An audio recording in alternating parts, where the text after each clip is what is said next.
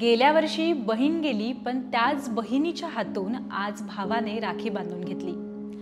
ज्या बहिणीचा भाऊ नसतो आणि ज्या भावाची बहीण नसते त्यालाच आजच्या दिवसाचं म्हणजे रक्षाबंधनचं महत्त्व कळतं। गेल्या वर्षी अवघ्या 9 वर्षाच्या रियाचं ब्रेन हॅमरेजने निधन झालं आणि सगळे सणवार कुटुंबाचे दुःखात गेले। पण रक्षाबंधनाचा सण त्यांच्यासाठी गोड झालाय, कारण मोठ्या भावाच्या हातावर रियाच्या हाताने बांधलेली राखी आज सजून दिसतेय। तुम्हालाही माझे हे शब्द ऐकून नक्कीच प्रश्न पडले असतील आणि तुम्ही भावनिकही झाला असाल, पण याचं उत्तर नेमकं तुम्हाला शोधायचंय तर हा हृदयस्पर्शी व्हिडिओ नक्की बघा।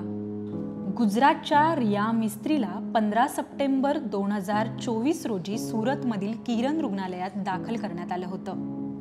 अवघ्या 9 वर्षाच्या रियाला ब्रेन हॅमरेज असल्याचं डॉक्टरांनी सांगितलं। दुसऱ्या दिवशी डॉक्टरांनी रियाला ब्रेन डेड म्हणून घोषित केलं। त्यानंतर डॉक्टर उषा यांनी रियाच्या आई-वडिलांना बॉबी आणि तृष्णा यांना अवयवदानाबद्दल सांगितलं। महत्त्वाचं म्हणजे रियाच्या आई-वडिलांनीही अवयवदानाला होकार दिला। ऑक्टोबर 2022 मध्ये अनामता ही एका अपघाताची बळी ठरली होती। अनामता टेरेसवर खेळत असताना तिला विजेचा धक्का बसला। दोन्ही हातांना गंभीर दुखापत झाली।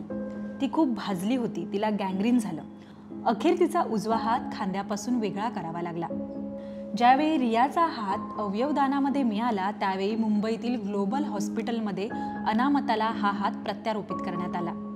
जगातील सर्वात लहान मुलीचा हात सर्वात लहान मुलीवर यशस्वीरित्या यावेळी प्रत्यारोपित करण्यात आला। या हाताच्या प्रत्यारोपणामुळे दोन्ही कुटुंब प्रेम, दुःख आणि कृतज्ञतेच्या बंधनात बांधली गेली। रक्षाबंधनच्या निमित्ताने अनामता मुंबईहून गुजरातला रियाच्या आई-वडिलांना आणि भावाला भेटायला आली। अनामता जेव्हा घरी पोहोचली तेव्हा तिच्या आईने अनामताचा हात हाती घेतला आणि रडू लागली। जणू आपल्या मुलीला स्पर्श केलाय असं तिला वाटलं। यानंतर अनामताने रियाच्या मोठ्या भावाला म्हणजे शिवमला राखी बांधली। राखी बांधतानाचा हा क्षण पाहून दोन्ही कुटुंबाचे डोळे पाणावले। रियाच्या कुटुंबाने अनामताचा हात हाती घेतला आणि आपली लेक आपल्या जवळच आहे, ती कुठेच गेली नाही असं त्यांना वाटू लागलं। तुमचे अवयव अतिशय अमूल्य आहेत, त्याला दान करा, हे शब्द आपण वाचत असतो आणि ऐकतही असतो, मात्र कानाडोळा करतो आणि पुढे निघून जातो। मात्र मृत्यूनंतर अवयवदान केलात तर तुमचा व्यक्ती जरी तुमच्यापासून लांब गेला तरी त्याच्या अवयवाच्या स्वरूपात अगदी तुमच्या जवळ राहील।